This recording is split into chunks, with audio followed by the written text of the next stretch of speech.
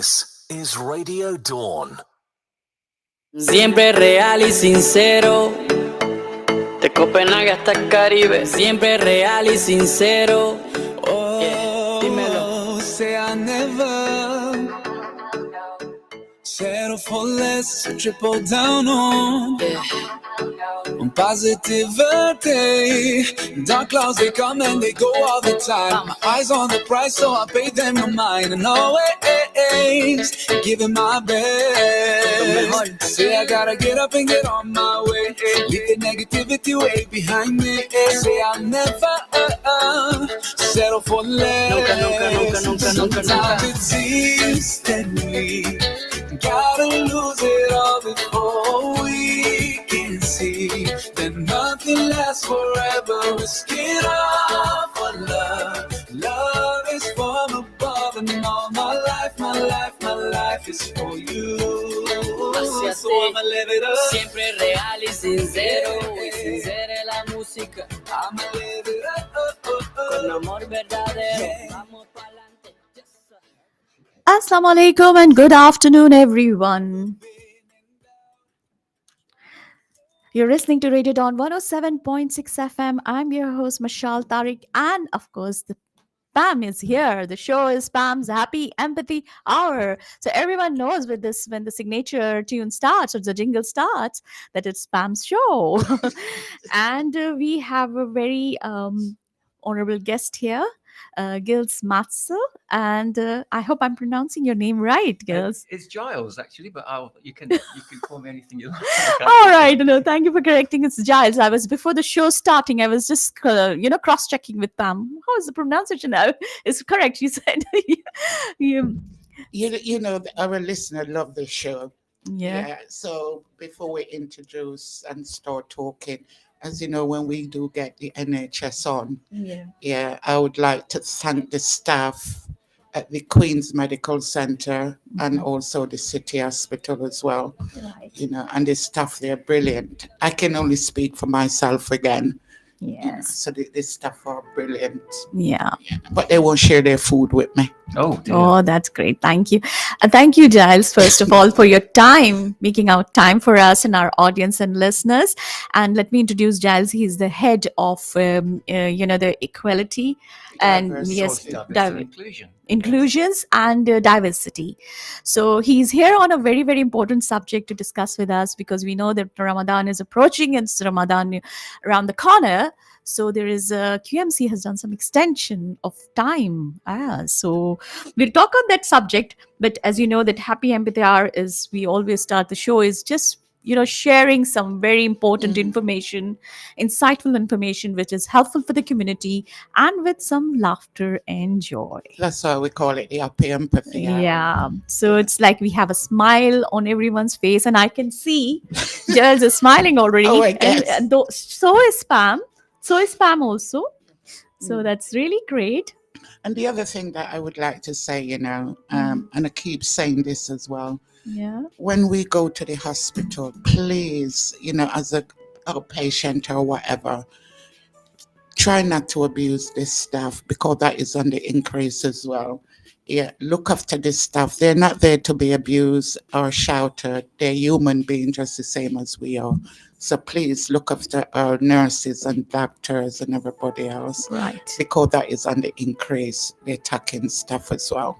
Yeah. So please. That's a very important message which Pam always passes on, and we really respect this message. And last time, if the NHS team was here, and they also respected this message. I really appreciate that, ma'am, from you. To moving on to Giles, first of all, happy Empathy Hour. Welcome to Happy Empathy Hour, and we hope you're happy. It's great to be here. I'm feeling very empathetic. And also, we've had quite a lot of fun already before we even started. So, assalamu alaikum to everybody listening. Wow, that's really great. And all the viewers. Thank you. Ramadan Mubarak to everybody ahead of Ramadan, one of the most important. It's your 9th month in the holy calendar, and wish everybody all the support and love and empathy that we can give them during this. Because the first time time. somebody come to talk about Ramadan, so we do appreciate you finding the time to come here and talk. That's quite all right. I'm very happy to. And thank you for your very kind words, actually, as well, about our staff and our hospitals. It's much appreciated. Yeah.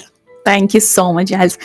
Giles, before we start the show, we just want to know about your role as a head of equality and diversity and inclusion, and what inspired, first of all, to pursue this role. Right. Well, that's a great question. Is it? It is, yeah. But so, how long have we got? Gosh, I'll give you the summary version of it. So, Right. I've always been interested in health inequalities. In fact, I started off as a what you might consider a very boring civil servant working in Nottingham when I left college, and I was then involved in a community-based organisation based in Hyson Green called the Prince's Trust. I remember that. Yep. So, which is still going now, the King's Trust, of course. And I decided to go on a secondment, and I saw the inequity in society that was taking place and how we could all inspire and help young people. So I basically left my stable employment at that time to work in the heart of the community in Meadows, at the Queen's Walk Community Centre, you might know, and also at Tennyson Hall in Hyson Green on Forest The Road community West. centre is still there. Yes, Yes. yes. And then from there, my role expanded. And of course, around that time, the terms and concepts of equality, diversity, inclusion, it became an industry, really, many years later. But fundamentally, it's about addressing social inequalities and social injustice. And to be able to help and support people has always been my motivation in life. So I've worked around the public sector, and I've worked since 2003 now in the NHS in primary care for the first 5 years, and then moving to the hospitals, Nottingham University Hospitals, which, of course, around that time merged. So it's Queen's Medical Centre, City Hospital, and also the Rope Walk House. That's great, and we're really glad to have you here with our audience listening to you. Pam, you have anything to say? Yeah, I can remember the hospital used to be at Rope Walk as well. Yes. Now it's a dentist and everything. So I used to go there many years ago as well. Mhm. Yes, the audiology is based there now as well. So yeah, it's all so we're all one happy organisation with. Yep. But as I said, it's nice to have you, and you Thank you. keep smiling. Yeah, mashallah. Yes, he's giving good vibes to everyone, and he's making our show vibrant. People are watching on YouTube, so it's Well, my I saw a nice rainbow on the way over. It was raining, and then the clouds parted, and the sun Yeah. came out. And I thought, It was raining. Sorry to disturb you. It was raining like snow type of thing. How do you sleet, pronounce sleet? sleet, yeah. Sleet. That's the word. Mhm. So, as you know that today you have come for talking on a subject which is about Ramadan, QMC, extension hours and time. So want to know more about it, like audience want to know what it is about and what QMC is doing in regards to it. Of course. So, yes, yeah. Absolutely. So, as part of our, we want to be as inclusive as we possibly can to everybody. And of course, in recognition of Ramadan, what we're going to do is be extending the visiting hours, which normally finish at 8 o'clock, but we're extending them to 10 o'clock to allow people to obviously break their fast first and foremost with family, and iftar, I think it is. Is it? Am I Yes. pronouncing that correctly? Yes, absolutely. And then they can visit their loved ones at the hospital. That's good. That's really great. It's the first time I heard about this one. Yeah. We usually do Ramadan, but the hospital, fantastic to stay open till then. Yeah, So at least they catering for. we really appreciate that, and Yeah. it's something it's considering our Muslim brethren and this society, everything, the community, and you're coming forward with this motives and initiatives. It's really remarkable. It's appreciable, right? Yeah, it is. Yeah. Thank you. I think as a proactive, any organisation that tries to be proactive, Yes. should embrace this. And of course, we, as a part of the inclusion team, I work with several colleagues, and we're cited and we look ahead to things that are happening, and in terms of the cultural calendar, and we try to adapt and make things more inclusive for people. And of course, the important thing is to get the message out and communicate it widely. So again, thank you for having me here to be able to tell your audience that we're doing this. It's our pleasure. It's our pleasure, and that you have taken out time from your busy schedule. He only come to see us. Yeah. It's true. The word It's is because out. of Pam. I've just come to see Pam, yes. Is it because of Pam, or it's for our audiences? Yeah. And just to let you know that we had to go through check with the hospital, and they check on our program as well. So, so anything, we get in touch with them, or they get in touch with us. Fantastic. To come on the show. So, it's a nice relationship that we have, I think, and it's so important that we have good community relations across the organisation with community groups and radio stations such as yourselves. So thank you once again. That's really great to hear. I just want to ask you, Giles, that how can leaders and employees create a truly inclusive workplace? When in culture beyond policies and trainings, when you have a multicultural and diversity, of course, in QMC itself, as there's so much, diversity in the culture and all. So how do you keep those leaders, employees, and all create a quite, motivated workplace and all the cultural, and as this aspect which you have come up with Ramadan, you must be having a lot of Muslim employees as well. So it's really...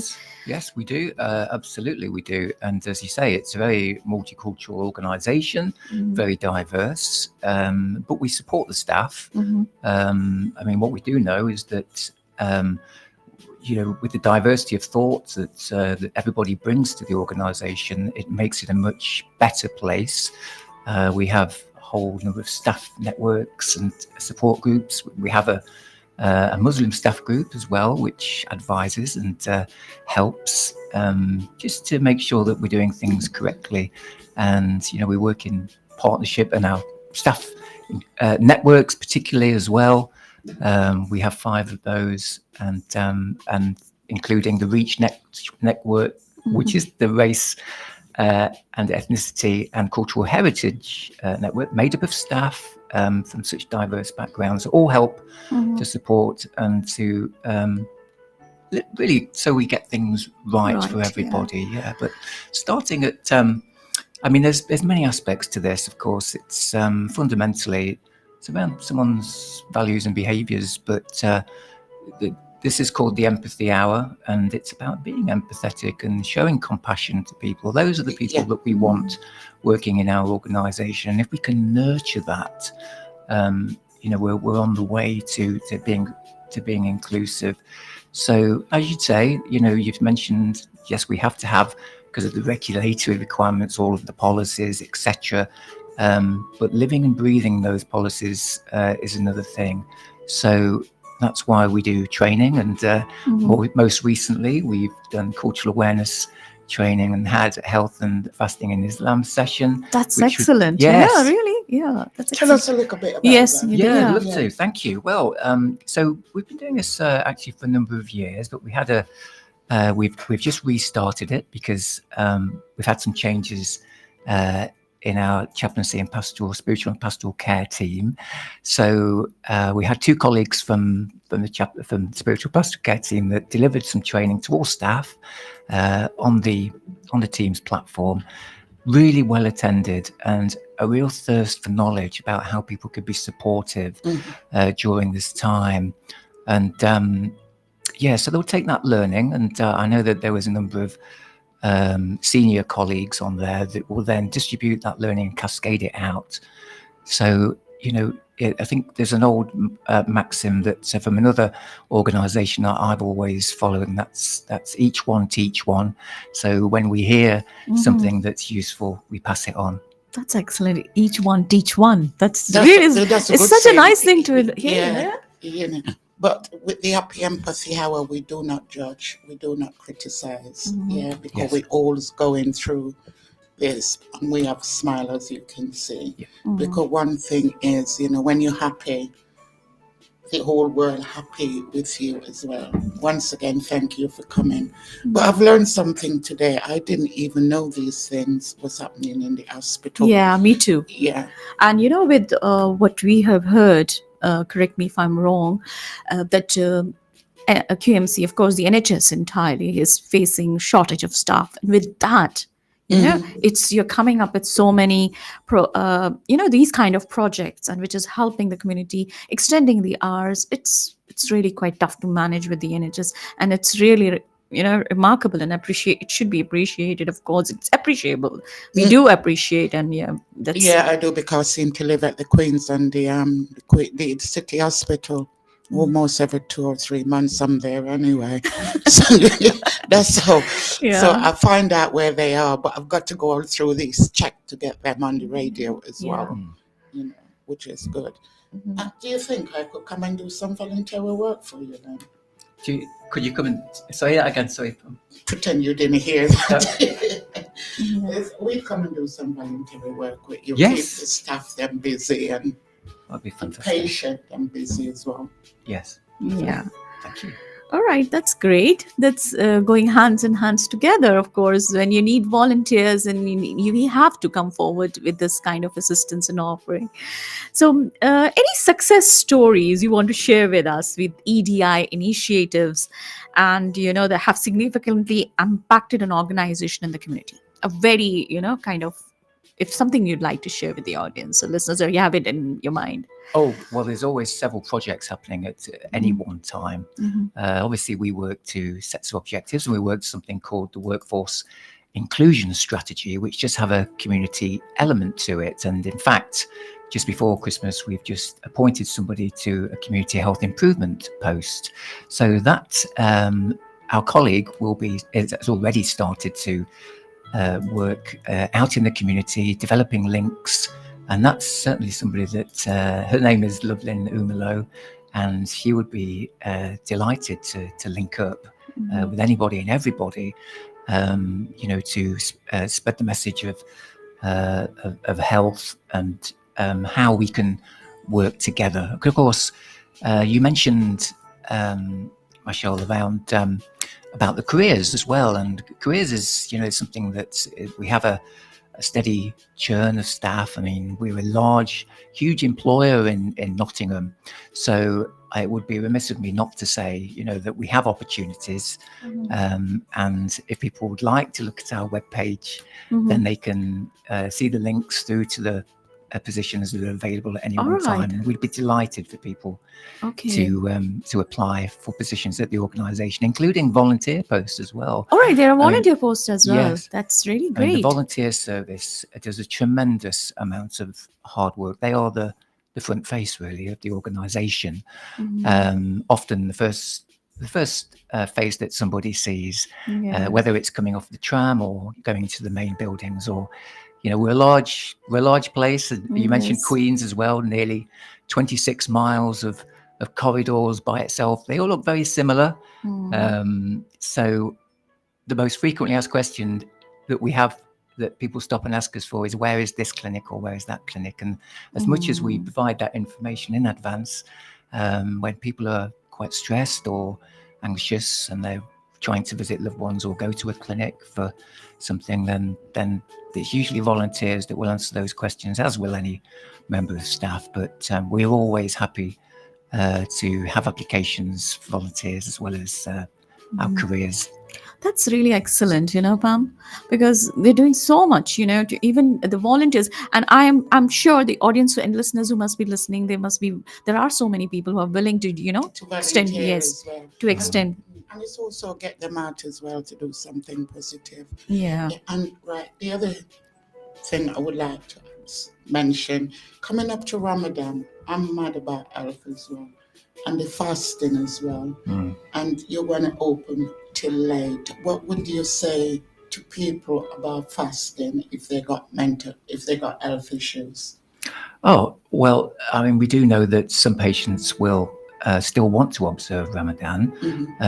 Now, I'm not an imam, so I can't talk specifically about about that. But obviously, if somebody is unwell, then they, I believe, have the choice. But we have the spiritual and pastoral care team that can provide that support should somebody feel that it's something they want to observe, although they're not feeling well.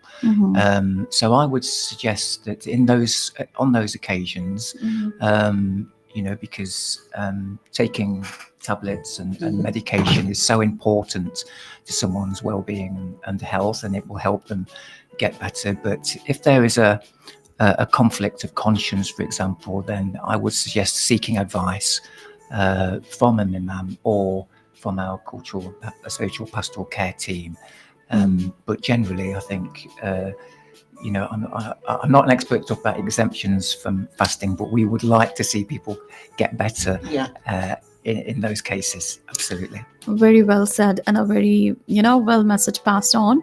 We need to, I can raise it in one of the interviews or somewhere. We can, whoever wants to check on, they can check with the imam and, what is religious, but the things what he has mentioned, that what NHS is providing is it's fantastic, because yes, we didn't have it, we wouldn't know a lot of these things, what you do as well. Yeah. So. Yes, and I just want to know, how do you address, because there could be unconscious bias, and what steps can individuals recognize and overcome those biases there could be when we are talking about equality and diversity, from staff, right, Pam? You want to patients? add something to it? Does it come to your mind? Is it? Sorry, you carry. I've done the equality, diversity as well. Yes. So unconscious bias, or implicit bias, or implicit association bias. Lots of names for it, really. I mean, we do we build in that training, actually, and it is available to staff, and particularly in relation to our recruitment practices and procedures. So everybody that undergoes recruitment selection training will be on there. But of course, I always this is why the training that we provide right at the beginning, in terms of the corporate induction, gets people to think about other people. This links us back to being empathetic. What is it like to be in somebody else's shoes without the unseen, without knowing what they're like? We often judge people from the way they look or the way they talk. What we don't know is the unseen, and what is going on in their lives and how things are affecting them. Now, if we all take a step back and consider what it is like for somebody else, and to then start to break down barriers by having conversations, then it helps to address that bias. But first and foremost, that bias could have come from a very limited experience. It could be a negative experience. It could also be a positive experience. There's so many types of bias, including affinity bias, where we favor people that look like ourselves, or that we just like because they remind us of a favorite uncle or aunt or something like that. This is something that we've talked about on our healthcare assistant training program, actually. The fact that we provide and should provide equal care to everybody according to their individual needs and requirements. So the person that, perhaps the patient that might be lying there and not saying much, perhaps has a grumpy face, for example, they actually might be in pain. They might not have spoken to anybody else all day. Right. So we have to be mindful that people can be extrovert. They can also be introvert, yes, as well. So making that effort to try and communicate can make a big difference, and not to judge people, because I think when we micro judge people, and we do it all of the time, we're making micro judgments in every aspect of our lives, really. Taking a step back and challenging ourselves to do better, really, and not make those judgments, not follow that road, because everybody has a different story experience. That's a very important and a sensitive topic. It's touch very much. It happens in every community. You could be walking. People are so judgmental. You're going to be judgmental. you know, as you rightly said, the way we look and everything, but sometimes we can turn and walk away from it. But as you rightly said, even in the hospital, you know, they don't talk, they're in bed. But like a child, you see a child walking and you're trying to talk to that child, because the shyness, unless they get used to you or see you on a regular basis, then they will open up. But there's a saying, you can't take a horse to drink water and then force it because it won't. So whatever the job is doing is really nice. And I think we need to get more people in as well from different backgrounds and different culture. And then do some training and everything else. Thank you so much. That's a very important message. And that's how sensitively the NHS and the QMC team is looking into it. He has highlighted. Meanwhile, it's right now in our dials 4:27. And we will be going for a commercial break, and we will be right back after a commercial break. So keep listening to us and keep tuned into Radio Dawn 107.67. And it's a very good conversation going on right now. If anyone wants to join and participate in our conversation, please do call on our telephone lines, which is open 0115 8411 800 and 0115 8411 900, or WhatsApp on our number, which is 07312139494. It's a very good time to have a dive conversation with Giles. And let's. आज रात को पहुंच रहे हो ना? तुम्हें pick